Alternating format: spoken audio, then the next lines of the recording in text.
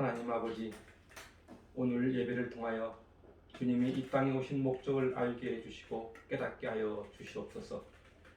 우리가 드리는 예배 가운데 역사하셔서 우리에게 건강한 영적 진리를 부어 주옵소서. 우리가 발견하지 못하는 주님의 뜻을 알게 하시고 우리로 하여금 주님의 뜻에 순종하는 성도가 되게 하옵소서.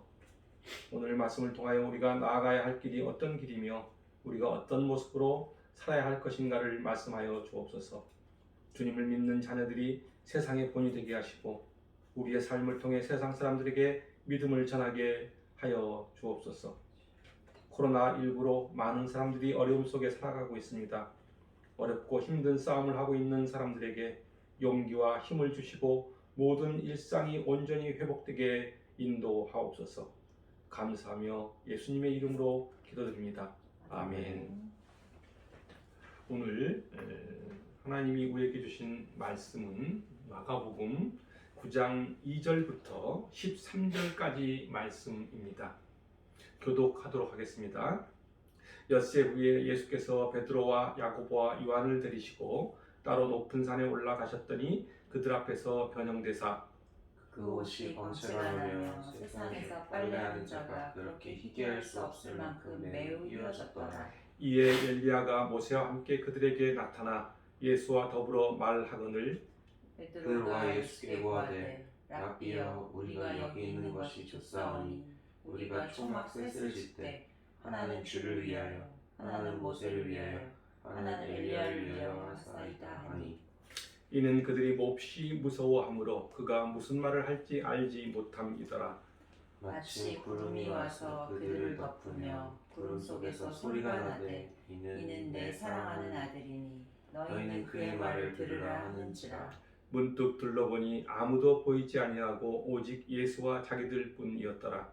그들이 산에서 내려올 때 예수께서 경고하시되 인자가 죽은 자 가운데서 살아날 때까지는 본 것을 아무에게도 이르지 말라 하시니. 그들이 이 말씀을 마음에 두며 서로 문의하되 죽은 자 가운데서 살아나는 것이 무엇일까 하고 이에 예수께 묻자 이르되 어찌하여 서기관들이 엘리야가 먼저 와야 하리라 하나이까. 이르시되 엘리야가 과연 먼저 와서 모든 것을 회복하거니와 어찌 인자에 대하여 기록하기를 많은 고난을 받고 멸시를 당하리라 하셨느냐. 그러나 내가 너희에게 이르노니 엘리야가 왔으되 기록된 바와 같이 사람들이 함부로 대오하느니라 하시니라. 아멘. 오늘 이 본문은 예수님께서 제자들 앞에서 영광스럽게 변형되신 변화산 사건을 기록한 내용입니다. 2절 말씀입니다. 엿새 후에 예수께서 베드로와 야고보와 요한을 데리시고 따로 높은 산에 올라가셨더니 그들 앞에서 변형되었다고 말씀하고 있습니다. 예수님이 새 제자들을 데리고 높은 산에 오르셨는데 제자들 앞에서 형언할 수 없는 광채를 지니신 모습으로 변화됩니다. 주님은 바로 이 높은 산에 이르러 영광스럽게 변모된 자신의 실체를 베드로와 야고보와 요한에게 보여주신 것입니다. 광채가 나는 흰 옷을 입으신 모습으로 변화된 예수님이 엘리야와 모세와 함께 구름 속에서 새 제자들에게 이렇게 말씀하십니다. 7절 말씀입니다. 이는 내 사랑하는 아들이니 너희는 그의 말을 들으라고 하십니다. 이 말은 예수님은 하나님의 아들이면서 하나님의 본체시요 본체의 형상이신데 이 점을 제자들에게 분명히 밝히고 있는 것입니다. 요한복음 10장 30절의 말씀처럼 나와 아버지는 하나라는 말씀입니다. 빌립보서 2장 6절부터 8절까지는 이렇게 말씀하고 있습니다. 그는 근본 하나님의 본체시나 하나님과 동등됨을 취할 것으로 여기지 아니하시고 오히려 자기를 비워 종의 형체를 가지사 사람들과 같이 되셨고 사람의 모양으로 나타나사 자기를 낮추시고 죽기까지 복종하셨으니 곧 십자가에 죽으심이라. 그렇습니다. 예수님은 하나님이시면서 인간의 모습으로 이 땅에 오신 분입니다. 이 땅에 오셔서 멸시를 당하시고 십자가의 고난을 당하셨습니다. 오늘 본문 9절에 보면은 인자가 죽은 자 가운데서 살아날 때까지는 본 것을 아무에게도 말하지 말라고 하십니다. 예수님은 왜 제자들에게 이 사건을 아무에게도 말하지 말라고 하셨을까? 이 변화산 사건은 그리스도의 고난과 죽음 뒤에 오는 부활의 영광을 미리 세 명의 제자들에게 보여주신 것입니다. 그런데 제자들이 그 영광스러운 장면을 부활 전에 미리 말해버리면 그리스도의 모습, 즉 순환과 죽음을 반드시 거쳐 부활의 영광에 이르는 오묘한 그 진리가 사람들에게 왜곡되게 인식될 가능성이 있었기 때문입니다. 그렇게 되면은 당신의 구속 사역에 커다란 장애가 생길 수도 있었기 때문입니다. 오늘 본문 이전에 8장을 보면은 예수님은 제자들에게 자신이 십자가 순환을 당하실 것을 예고하셨습니다. 8장 31절 말씀입니다.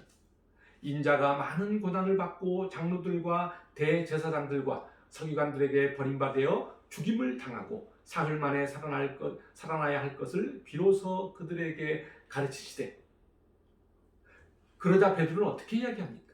32절 말씀입니다. 드러내놓고 이 말씀을 하시니, 예수님께서 드러내놓고 이 말씀하셨다는 얘기입니다. 31절 말씀을. 그러자 베드로가 어떻게 얘기하죠? 베드로가 예수를 붙들고 항변한다고 말합니다. 그러자 예수님은 33절에서 이렇게 말씀하십니다. 사탄아, 내 뒤로 물러가라. 내가 하나님의 일을 생각하지 아니하고 도리어 사람의 일을 생각하는도다라고 말씀하십니다. 이 말이 무슨 뜻이죠? 예수님은 자신이 사람들에게 고난받고 버림받아 십자가의 죽임을 당하지만 사흘 후에 부활하신다는 이야기를 하고 있는데, 베드로는 그렇게 되어서는 안 된다고 항변하고 있는 모습입니다. 그러자 사단의 악한 영에 사로잡혀 있는 베드로에게 예수님은 사단아 물러가라고 말씀하신 것입니다.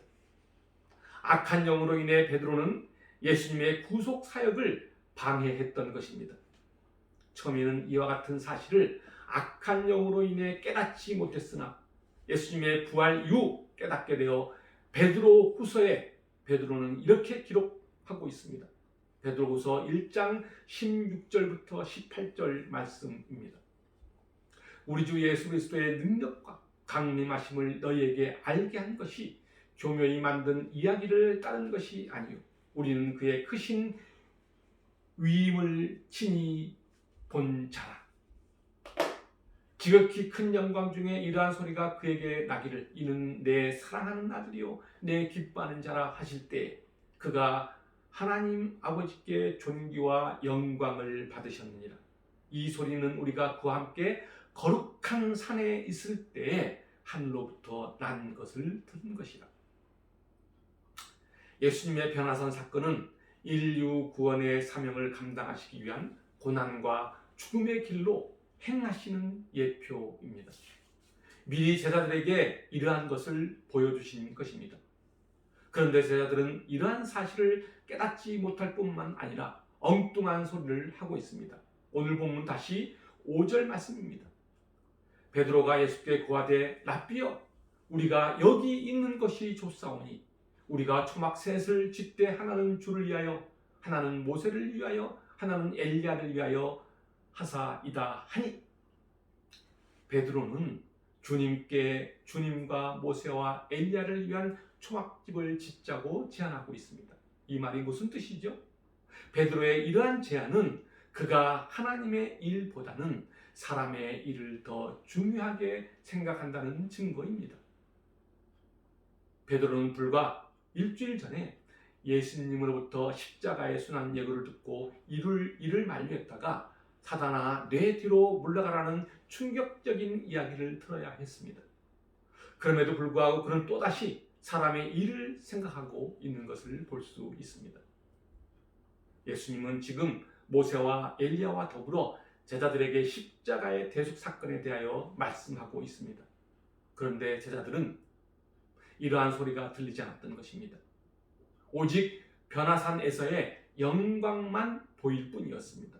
그들은 오직 십자가 없는 영광만을 구하고 있는 것입니다.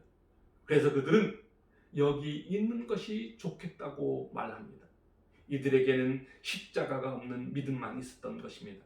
십자가 없는 믿음은 연약한 믿음입니다. 연약한 믿음을 가진 자는 자신의 삶에 아무런 변화가 일어나지 않습니다. 그리스도인으로서 사람들에게 본이 되지 못하는 삶을 살 뿐입니다. 본이 되거나 변화가 되는 삶을 살기는커녕 이기적인 모습만 세상에 보여줄 뿐입니다. 어려운 일이 닥치면은 자신의 이익을 위해 살아가는 세속적인 인간으로 변화될 뿐이라는 것입니다. 한때 한국 교회는 성장주의에 물들어 앞다투어 교회를 부흥시키려고 했었습니다. 대형 교회, 대형 집회가 줄을 이었고 이에 따라 대형 목회자들이 등장하여 교회 부흥에 앞장섰습니다. 그래서 성도들은 우리 교회 한번 와봐라, 우리 목사님 설교 한번 들어봐라 라며 전도했었습니다. 교회의 크기로 사람들을 전도하려고 했었습니다. 많이 모인 것으로 교회를 평가했습니다. 그래서 지금도 많은 사람들의 생각 속에는 대형 교회를 선호하는 현상이 있습니다. 다시 말하면 교회의 크기가 말씀의 은혜와 비례하는 것으로 착각했었던 것입니다. 지금 현재도 많은 사람들은 사람들이 많이 모인 이유가 있을 거야 라는 착각을 하고 살아갑니다. 그러나 앞으로의 전도는 우리의 삶의 현장이 되어야 합니다. 개개인의 삶의 모습이 교회의 모습이 되어야 합니다. 우리가 살아가는 일터에서 믿음의 본을 보여주어야 합니다. 우리가 살아가는 삶의 과정 속에서 세상 사람들에게 답을 주어야 합니다. 우리 가족이 어떻게 살아가는지, 우리의 인생관과 가치관이 어떤지, 우리 자식들에게 어떤 교육관을 심어주고 살아가는지, 우리 집에 와서 우리와 함께 이야기를 나누면서 우리의 삶을 눈으로 보고 듣고 깨닫고 확인해 주어야 합니다. 한마디로 그리스도인은 자신의 삶으로 세상 사람들에게 믿음을 확인시켜 주어야 한다는 이야기입니다. 이제는 대형 교회, 대형 집회, 대형 목사가 전해주었던 말씀일지라도 그 말씀이 자신의 삶으로 파고들지 않으면 아무런 소용이 없습니다. 아무런 영향을 미치지 못합니다. 그동안 대한민국의 교회가 어떤 모습으로 사람들에게 말씀을 전해 주었는지 되돌아보아야 합니다. 지금의 기독교가 왜 사람들로부터 많은 지탄을 받고 있는지 다시 한번 되돌아보아야 한다는 이야기입니다. 오늘 본문에 등장하는 베드로가 말한 것처럼 우리가 여기 있는 것이 좋다고 해서는 안 됩니다. 기독교는 세상을 피하여 주님과 초막 안에서만 교제하는 종교가 아닙니다. 자기들만의 리그가 아니라는 것입니다. 세상 밖으로 나가 세상의 지탄을 받는 것이 아니고 세상 속에서 세상의 본이 되어야 합니다. 그것은 나 한 사람의 삶의 모습이 참된 신앙인의 본이 되어야 함을 이야기하는 것입니다. 교회는 이웃사랑과 헌신이 먼저입니다. 예배보다 더 중요한 것이 이웃사랑과 헌신적인 마음입니다. 그 마음이 삶의 현장에서 묻어나야 합니다. 이러한 마음이 성도의 마음속에 가득 차 있어야 합니다.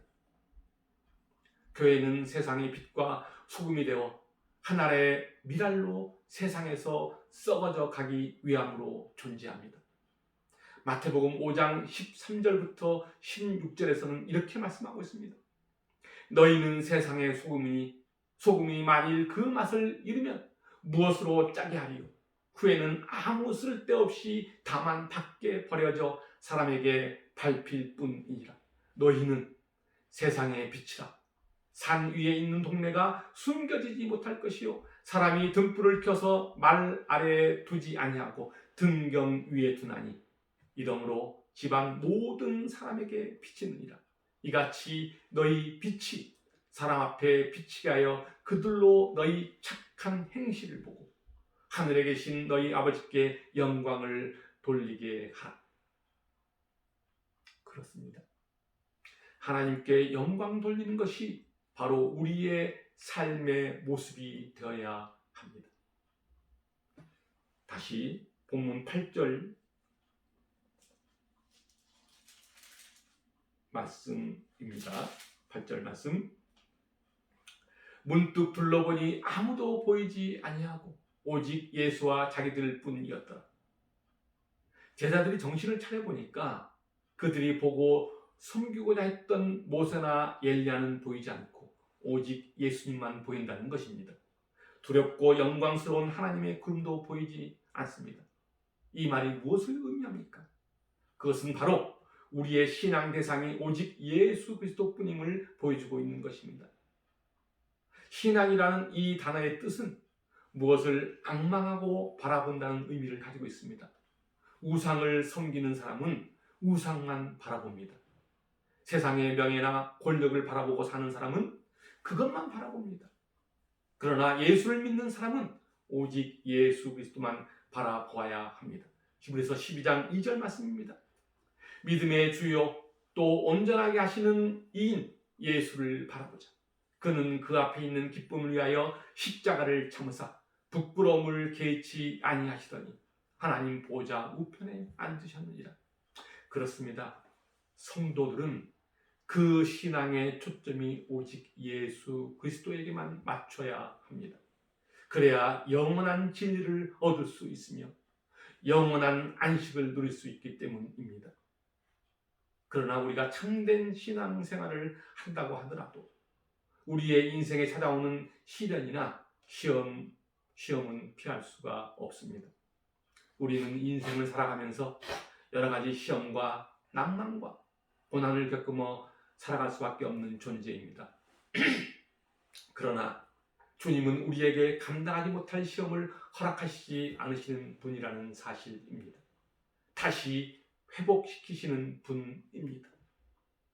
고린도전서 10장 13절 말씀입니다. 사람이 감당할 시험밖에는 너희가 당한 것이 없나니 오직 하나님은 미쁘사 너희가 감당하지 못할 시험 당함을 허락하지 아니하시고 시험 당할 즈음에 또한 피할 길을 내사 너희로 능히 감당하게 하시느니라. 우리는 우리의 신앙생활 중에 견디기 어려운 시험을 만나더라도 낙심하거나 좌절해서는 안 됩니다. 용기를 내고 두려워하지 말아야 합니다. 왜냐하면 주님께서는 우리를 결코 그 시험 가운데 방치해두지 않으시기 때문입니다. 주님께서 우리에게 시험을 허락하셨다면 그것은 우리로 하여금 더 큰 은혜를 베푸시기 위함이라는 사실을 또한 우리는 기억해야 합니다. 그러나 여기서 중요한 것은 이와 같은 사실을 인간의 이성으로 이해해서는 안 되고 성령으로 믿어져야 한다는 사실입니다. 10절 말씀입니다. 그들이 이 말씀을 마음에 두며 서로 문의하되 죽은 자 가운데서 살아나는 것이 무엇일까 하고 말합니다. 그들은 죽은 자 가운데서 살아나는 것이 무엇일까라고 서로 이야기하고 있습니다. 이 말은 제자들이 주님이 예고하신 부활에 대해 깨닫지 못하고 있음을 알 수 있습니다. 제자들이 주님의 부활을 깨닫지 못한 것은 당연한 일입니다. 왜냐하면 그들은 아직 부활을 목격하지도 못했고 또 성령으로 거듭나지 못했기 때문입니다. 부활의 진리는 인간의 이성으로는 이해할 수 없는 일입니다. 도저히 깨달을 수 없는 것입니다. 부활의 진리를 아무리 논리적으로 설명을 한다고 해서 불신자들이 그 말을 알아들을 수 없습니다. 믿지를 못합니다. 우리의 삶에 닥치는 고난과 어려움이 우리로 하여금 더 큰 은혜를 베푸시기 위한 하나님의 뜻이라는 것을 불신자에게 아무리 자세하게 설명을 해도 알지 못하는 것과 같이 주님의 부활도 마찬가지입니다. 불신의 세계, 즉 사망이 왕노릇하는 이 세상에서는 부활은 상상도 할 수 없는 일이기 때문입니다. 성령으로 거듭난 성도들만이 알 수 있습니다. 왜냐하면 성령으로 거듭난 성도들에게만 주어진 하나님의 은혜이기 때문입니다. 고린도전서 2장 12절부터 14절은 이렇게 말씀하고 있습니다. 우리가 세상의 영을 받지 아니하고 오직 하나님으로부터 온 영을 받았으니 이는 우리로 하여금 하나님께서 우리에게 은혜로 주신 것들을 알게 하려 하심이라. 우리가 이것을 말하거니와 사람의 지혜가 가르친 말로 아니하고 오직 성령께서 가르치신 것으로 하니 영적인 일은 영적인 것으로 분별하느니라. 육에 속한 사람은 하나님의 성령의 일들을 받지 아니하나니 이는 그것들이 그에게는 어리석게 보이며 또 그는 그것들을 알 수도 없나니 그러한 일은 영적으로 분별된다고 말씀하고 있습니다. 그렇습니다. 영적인 것은 영적인 것으로 분별합니다. 그러므로 부활의 진리는 심령의 성령의 거듭남을 체험한 성도만이 믿을 수 있는 것입니다. 아직까지 영적으로 거듭나지 못한 제자들은 주님이 말씀하신 죽음과 부활에 대해서 도무지 이해할 수 없었습니다. 그래서 11절에서 제자들은 예수께 이렇게 말하고 있는 것입니다. 어찌하여 서기관들이 엘리야가 먼저 와야 하리라 하나이까? 라고 묻습니다. 그러자 12절에서 주님은 이렇게 말씀하십니다. 엘리야가 과연 먼저 와서 모든 것을 회복하거니와 어찌 인자에 대하여 기록하기를 많은 고난을 받고 멸시를 당하리라 하였느냐라고 말씀하십니다. 당시의 유대 백성들과 서기관들은 메시아가 강림하기 전에 엘리야가 반드시 등장하여 이스라엘을 회복할 것이라고 믿고 있었습니다. 그것은 말라기 선지자의 예언을 알고 있었기 때문입니다. 말라기 4장 5절과 6절은 이렇게 말씀하고 있습니다.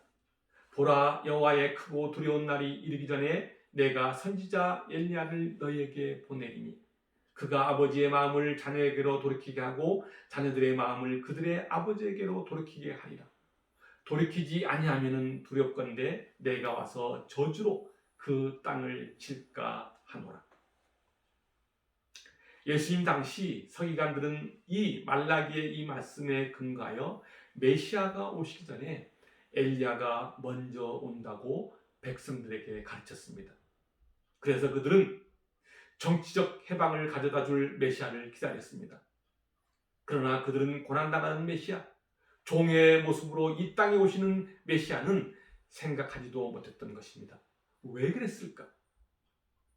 그것은 바로 성령으로 아직 거듭나지 못했기 때문입니다. 성령으로 거듭난다는 것은 내 안에 내가 있어서는 안 됩니다. 그리스도인들 중에는 개인적으로 주님을 체험한 분들도 많이 있습니다. 그러나 그것만으로는 부족합니다. 내 안에 성령이 있어야 합니다. 내 안에 말씀이 살아 있어야 합니다. 말씀이 생명이 되어야 합니다. 그럴 때 그 말씀은 내 안에서 살아 움직여 내 삶을 그리고 내 자신을 변화시킵니다.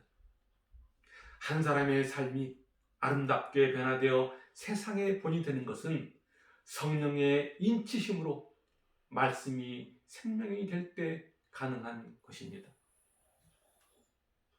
여러분 모두가 성령이 함께함으로 말씀을 깨닫고 그 말씀이 생명이 되어 말씀으로 변화된 삶을 사시기를 주님의 이름으로 축원합니다. 기도하겠습니다.